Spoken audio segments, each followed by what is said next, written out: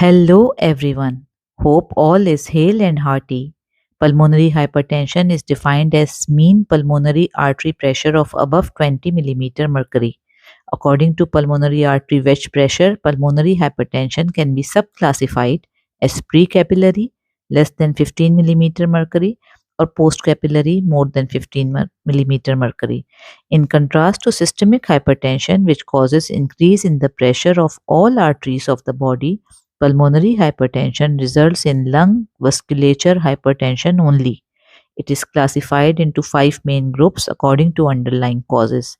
Group 1 includes idiopathic pulmonary hypertension, heritable pulmonary hypertension, drug and toxin induced pulmonary hypertension, or pulmonary hypertension associated with connective tissue diseases, HIV infection, portal hypertension, congenital heart disease, schistosomiasis, long term responders to calcium channel blockers. Group 2 has pulmonary hypertension caused by cardiac problems like heart failure with preserved or reduced left ventricular ejection fraction, valvular heart diseases, congenital or acquired cardiovascular conditions leading to postcapillary pulmonary hypertension. Group 3 conditions arise from lung conditions or hypoxia, for example, obstructive lung diseases, restrictive lung diseases, and developmental disorders. Group 4 arises from pulmonary artery obstructions resulting from thromboembolic events. Group 5 with unclear and multifactorial mechanisms like hematological disorders, systemic and metabolic disorders.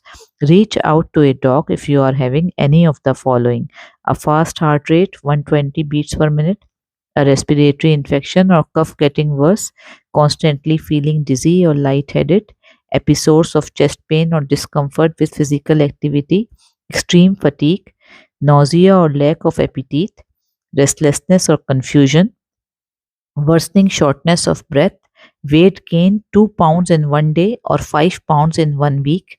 Diagnosis is by right heart catheterization or Doppler echo, polysomnography, chest x ray, pulmonary ventilation perfusion scan.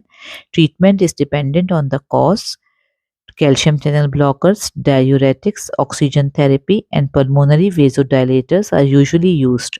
Besides that, anticoagulants, balloon atrial septostomy, balloon pulmonary angioplasty, and pulmonary endarterectomy are also sometimes needed. Take loads of care. Bye.